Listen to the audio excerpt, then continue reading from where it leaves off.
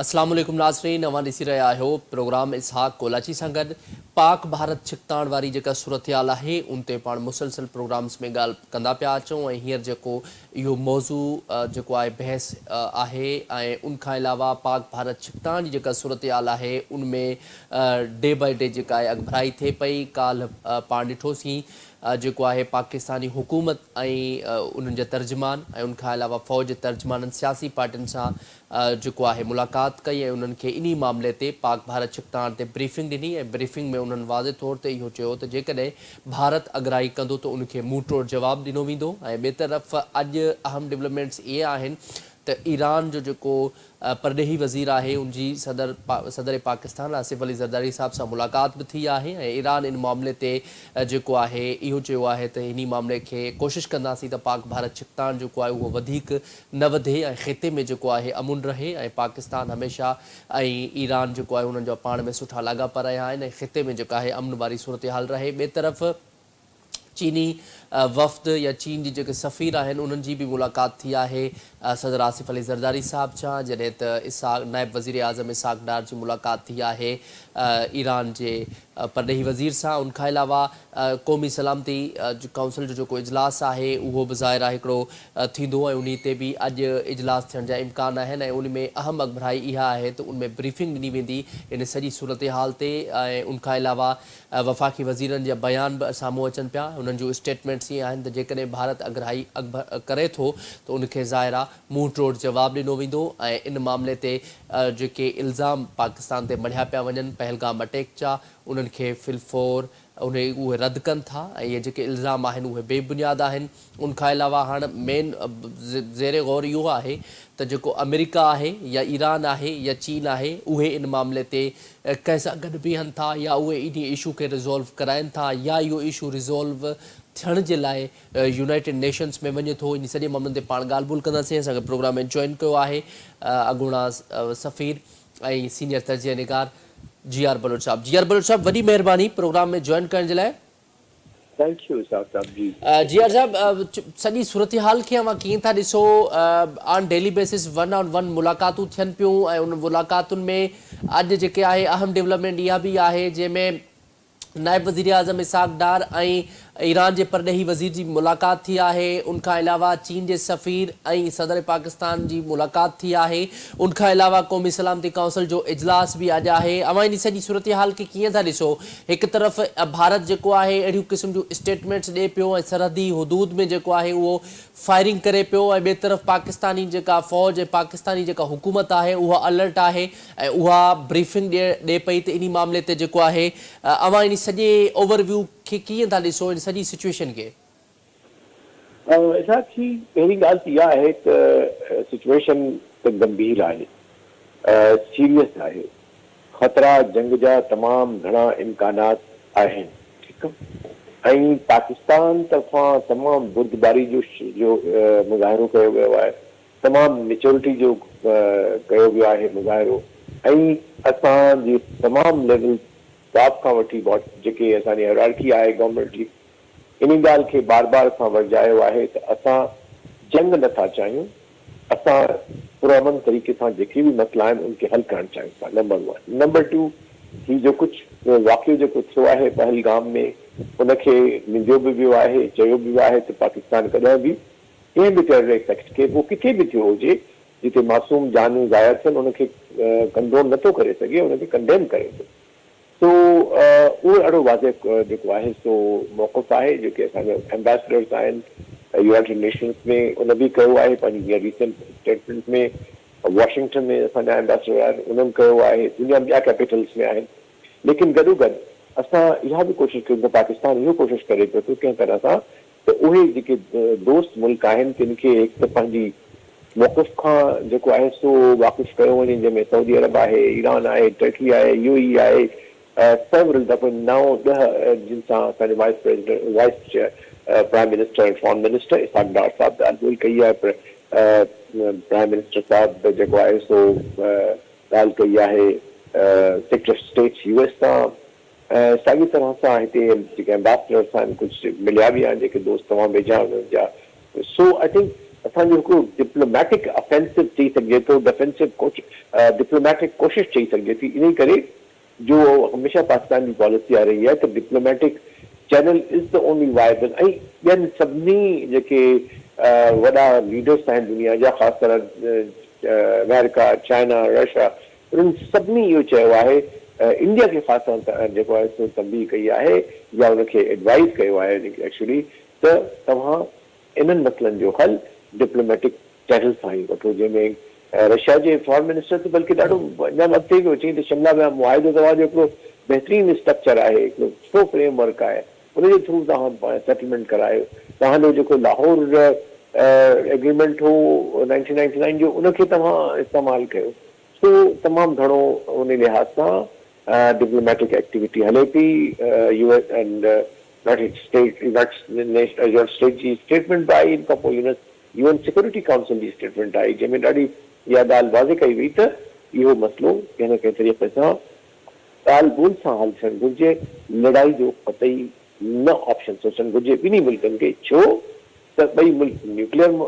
आहिनि, ॿिन्ही जूं आर्मियूं तक़रीबन बराबरि आहिनि, त ख़ुदा न ख़ास्ता जेकॾहिं जंग थी वञे या का अहिड़ो एक्शन थिए थो इंडिया तरफ़ां या तरफ़ो, त उनजो जवाब दर जवाब त हिकिड़ी वॾी जंग जेका आहे सा इलाइक़े में थी सघे थी पई। सो आई थिंक सिचुएशन ॿिन्ही तरफ़नि पिया हलनि पिया। इंडिया पूरी कोशिशि करे पियो थो पंहिंजो पाण खे ज़ोरावर ॾेखारण जो, ऐं पाकिस्तान जेको आहे so as a responsible state diplomatic tools इस्तेमालु करे। जी अच्छा जीअर साहब, इनमें अव्हांखे छा थो लॻे, ईरान बि हाणे त मुलाक़ातूं करे पियो, ईरान जो जेको परॾेही वज़ीर आहे उन बि नायब वज़ीर आज़म इसहाक़ डार साहब सां मुलाक़ात कई आहे। अव्हांखे छा थो लॻे, छा इन मामले में ईरान जेको आहे उहो रोल प्ले करे सघे थो त इन मसइले खे सॉर्ट आउट कजे या इन मसइले खे कुझु टाइम जे लाइ थधो कजे? छाकाणि जेका हीअ सिचुएशन आहे उहा तमामु घणी डेंजरस आहे ॿई तरफ़ खां। हिकु तरफ़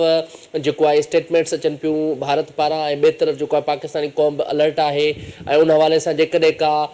कार्रवाई या को अटैक जेको आहे करण जी कोशिशि भारत करे थो त उन्हनि खे भरपूर जवाबु मिली सघे थो। जी बिल्कुलु, I think Iran role play करे पियो, सऊदी अरब करे पियो रोल प्ले, अमेरिका बि behind the scene, Russia also is reported to have played the role of mediation जी ॻाल्हि थिए पई थी, पर ईरान प्रोएक्टिव आहे, छाकाणि हुन जा तालुकात पाकिस्तान सां बि सुठा आहिनि, इंडिया सां बि सुठा आहिनि, ऐं सभ खां वॾी ॻाल्हि आहे त हू ख़िते जो हिसो बि आहे। त उन लिहाज़ सां जेकॾहिं ख़ुदा न ख़ास्ता जंग थिए थी, समुंड में जंग थिए थी, त सिधो ईरान ते बि इम्पैक्ट थींदो उन ॻाल्हि जो। सो आई थिंक इंडिया लाइ बि फॉरेन मिनिस्टर ऑफ पाकिस्तान में मुलाक़ात करण खां पोइ इंडिया हलियो वेंदो। सो ऐं साॻे पैगाम जेको आहे सो पीस जे पैगाम सां, अमन जे पैगाम सां। सो आई थिंक ईरानियुनि जेको रोल आहे मीडिएशन जो, मूंखे I want to be optimistic त इंशाल्लाह बहितरी तरफ़ वेंदो, ऐं अमन जो को ज़रियो या डिप्लोमेटिक को सोल्यूशन इन मसइले जो चजाए कि मां थोरो मायूस आहियां इंडिया जे एटीट्यूड खां, उन्हनि जे स्टेटमेंट्स खां, ऐं जेका उन्हनि जंग जी जेको माहौल बनायो आहे पंहिंजे मुल्क जे अंदरि, मीडिया जे अंदरि, तमामु अॻिते हलिया विया आहिनि कंहिं लिहाज़ सां न। सो उहो हिकिड़ो ख़तरो आहे त किथे ईअं न थिए त पब्लिक प्रेशर जे अंदरि वरी का ॿियो उहो एडवेंचर करे सघनि। ऐं प्लस अञा ताईं बि स्टेटमेंट जेके आहिनि जे एग्रेसिव अचनि पियूं, इरेशनल अचनि पियूं, ऐं जंगियूं क़िस्म जो जेको मेंटेलिटी हूंदी आहे उनखे हू अॻियां रखी, ऐं उनजा जेके लीडर्स आहिनि से ख़ासि तरह बीजेपी जा लीडर उहे करे रहिया आहिनि स्टेटमेंट्स इशू, जिन जो डेफिनेटली असांखे उपाउ बि करणो पवंदो ऐं तयारु बि रहणो पवंदो। अच्छा जीअर बलोच साहब, अव्हांखे इन मामले ते असांखे ॿुधाइजो, छाकाणि त पाकिस्तान ऐं इंडिया जो जेको तकरार आहे इहो हिस्टोरिकली हाणे जो न आहे, इहो हिस्टोरिकली पुराणो आहे, प्री पार्टीशन खां पोइ, आज़ादी खां पोइ। ऐं अव्हांखे छा थो लॻे, जेसि ताईं मसइला कश्मीर जो मसइले जो हल न आहे तेसि ताईं इन्हनि में इहा छिकताण जेका आहे उहा साॻी रहंदी ऐं इहे स्टेटमेंट्स ईंदियूं रहंदियूं। अव्हांखे छा थो लॻे, छा जेको कश्मीर जो मसइलो आहे उहो अहिड़ो को प्लेटफॉर्म आहे, छाकाणि त platform UN has failed to deliver, ऐं UN जेको आहे कश्मीर जे इशू खे रिज़ॉल्व न करे सघी आहे। अव्हां छा था चओ, कहिड़े ज़रिए जेको आहे कश्मीर जो इशू जेको आहे उहो हल थी सघे थो? छाकाणि त जेकॾहिं कश्मीर जो इशू हल थी सघे थो त पाक भारत विच में छिकताण ख़तमु थी वेंदी। डेफिनेटली पाकिस्तान बार बार इहो चयो आहे त पाकिस्तान ख़िते में हिकिड़ो पाइदार अमन चाहे थो ऐं उन में सभ खां जेको बुनियादी नुक़्तो आहे उहो इहो आहे त कश्मीर जो जेको मुद्दो आहे सो बुनियादी मसइलो आहे उनखे हल कयो ऐं उनजे हल जे लाइ हिकिड़ो कोन्हे काफ़ी सारा रेज़ोल्यूशन्स आहिनि 17 रेज़ोल्यूशन आहिनि UN सिक्योरिटी काउंसिल जा पाकिस्तान ऐं इंडिया जो शिमला एग्रीमेंट आहे उनखां अलावा लाहौर एग्रीमेंट आहे ऐं कमिटमेंट आहे कश्मीरियुनि खे भई तव्हांखे हिकिड़ो ॾिनो वेंदो चांस तव्हां पंहिंजी प्लेबिसाइट कयो हिकिड़ो फ्री फेयर जंहिंमें हू पंहिंजो इंतख़ाब कंदा त हू पाकिस्तान में रहणु चाहिनि था या इंडिया में रहणु चाहिनि था सो असांजो मतिलबु जेको पाकिस्तान जी जेका गुज़श्ता 70 सालनि खां वठी पॉलिसी रही आहे कश्मीर लाइ त हीउ कश्मीर जो मसइलो जेको आहे सो unfinish agenda of the partition आहे it must be settled as per the law it must be settled as per the wishes of the people. It must be settled as per the UN resolutions. इनमें का वॾी ॻाल्हि कान्हे का पर India जेको आहे सो पंहिंजे एरोगेंस जे करे पंहिंजे हिकिड़े नेगेटिविटी जे करे जेको आहे सो न पियो करे लिहाज़ा ही मसइलो मूंखे लॻे थो त काफ़ी साल अञा असांखे इन सां गॾु रहणो पवंदो ये टेंशन इंडिया पाकिस्तान जा बि साॻी तरह सां असांजे शायदि ईंदड़ कम अज़ कम हिकु नस्ल खे या ॿिनि नस्लनि खे इन ई मसइले सां ई दो चार लॻे थो थियणो पवंदो ऐं को न को हल होपफुली 50 खां पोइ अची वञे शायदि ठीकु आहे वॾी महिरबानी जीआर बलोच साहिबु असांखे प्रोग्राम में जॉइन करण जे लाइ नाज़रीन अवां असांजे पैनल जूं ॻाल्हि ॿोल ॿुधियूं हिते प्रोग्राम जेको आहे जारी आहे हिते ब्रेक जो वक़्तु थियो आहे हिते वठंदासीं शॉर्ट ब्रेक स्टे विथ अस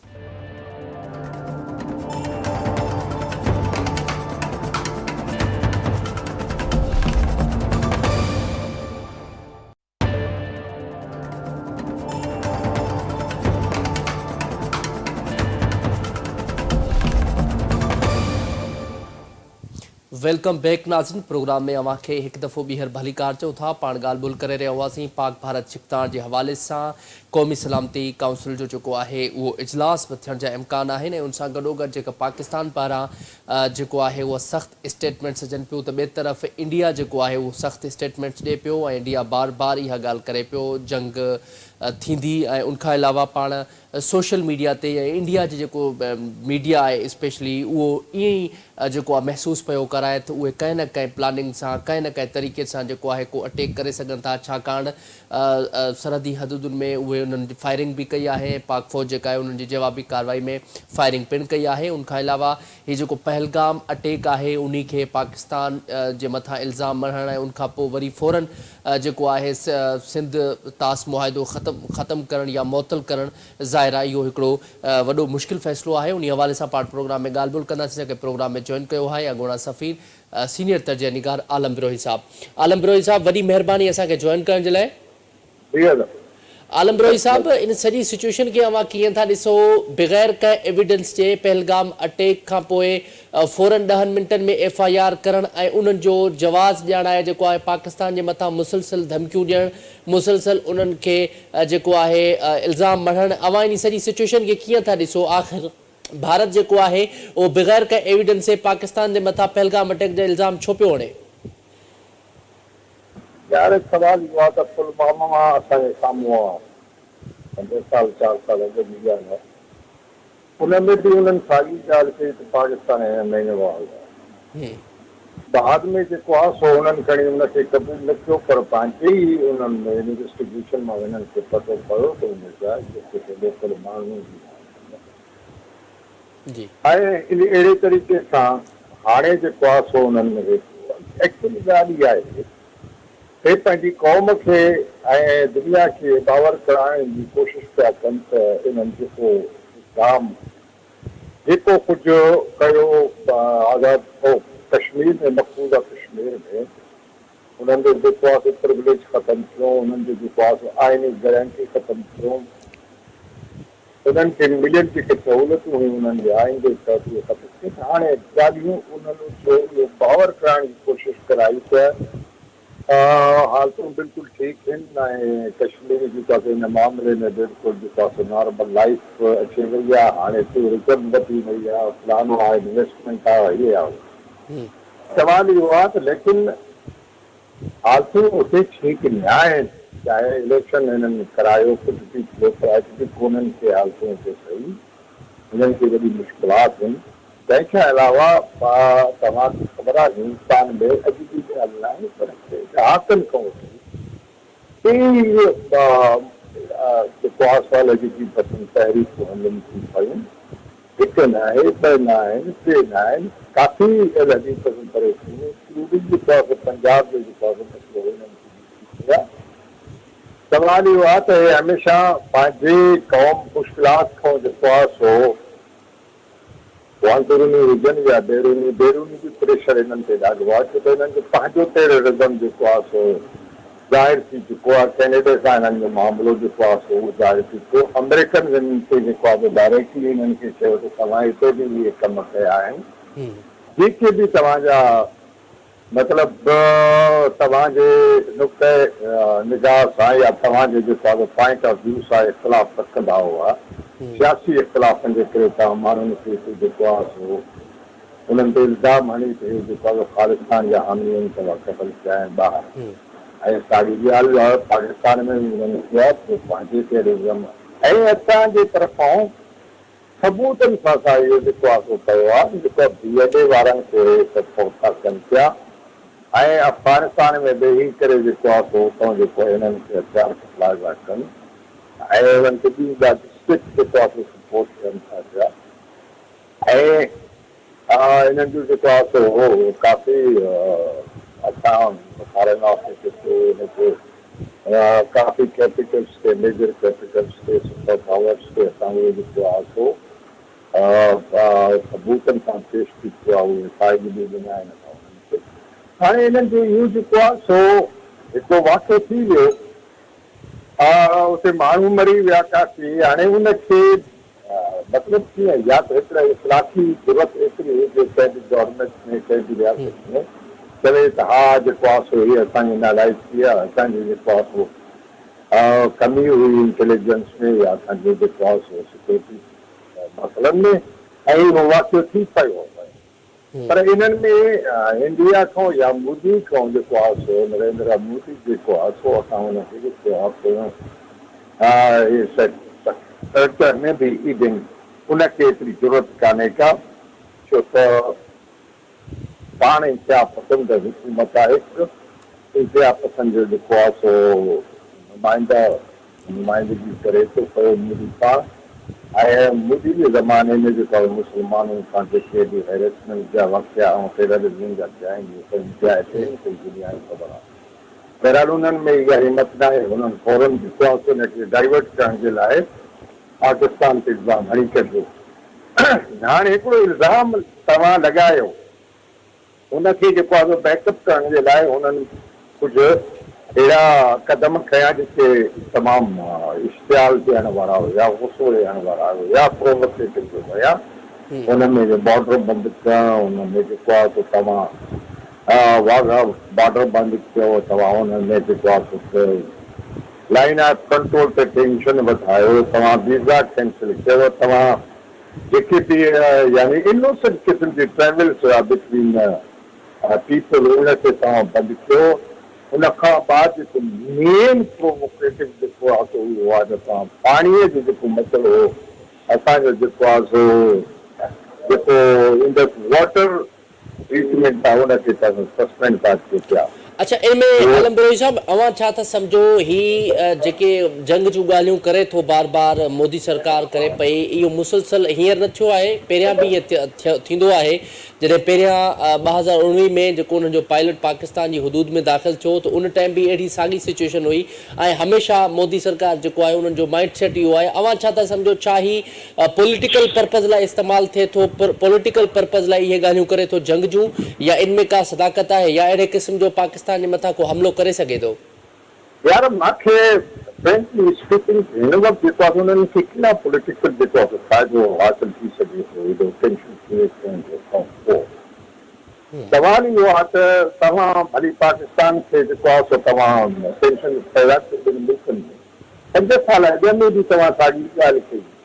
हुन में कहिड़ो फ़ाइदो हुननि खे थियो, कहिड़ो हुननि खे जेको आहे तमा मिली आहे मूंखे ॿुधायो न। तव्हां पंहिंजा जहाज़ किरायूं, पंहिंजो पायलट जेको आहे सो गिरफ़्तार करायूं ऐं जेको हुननि चयो त बालाकोट में असां हीअं कयो आहे, हीअं कयो आहे, प्लान कयो आहे, उनजो को सबूत ॾेखारे थींदो पिया। असां त इंटरनेशनल मीडिया वारनि खे वठी वियासीं, नुमाइंदनि खे ॾेखारे त हिननि अटैक किथे कयो आहे, नुक़सानु कहिड़ो आहे, कहिड़ो मदरसो हुयो, छा हुयो। सवाल इहो आहे त अॼु बि साॻी ॻाल्हि था कनि पिया त इन सां फ़ाइदो हुननि खे कहिड़ो थींदो। आया पाकिस्तान खे अञा उहो वधीक अंडर प्रेशर करणु था चाहिनि। हुननि खे ख़बर आहे त पाकिस्तान जेको आहे त economically now we are just rehabilitation of economic. असांखे जेको आहे हिन ते थोरो प्रोग्रेस असां कयो आहे, स्टेबिलिटी इकोनॉमी में पंहिंजो जेको आहे सो असां इस्तेहकाम जेको आहे सो वठी आया आहियूं। सवाल इहो आहे त असां वटि पॉलिटिकल जेको आहे सो कोशिश असां पॉलिटिकल इस्तेहकाम असांजे मुल्क में अचे। हिन जे बावजूद बि उन्हनि जेको आहे अंडर प्रेशर करणु था चाहिनि। असां ऑलरेडी जेको आहे सो टेररिज़म खे मुंहुं ॾेई रहिया आहियूं। असां वटि DLA जी कार्रवाई थी थिए बलूचिस्तान में, ऐं KPK में जेको आहे सो मज़हबी इंतिहा पसंदि आहिनि, उन्हनि जी कार्रवाई खे असां मुंहुं था ॾियूं पिया। असांजो फ़र्क़ु हो जेको आहे सो कहिड़ो प्रेशर हणणु था चाहिनि। मूंखे ॻाल्हि सम्झ में नथी अचे त इंडिया जहिड़ो हेॾो मुल्क जेको पाकिस्तान कहूं, यानी एॾा दफ़ा वधीक साइज़ में वॾो मुल्क आहे, उनजी इकोनॉमी वधी आहे, उन्हनि वटि फ़ौज आहे वॾी, फ़ौज अथनि उन्हनि वटि, ऐं हो पाण सां चवनि त असां जेको आहे सो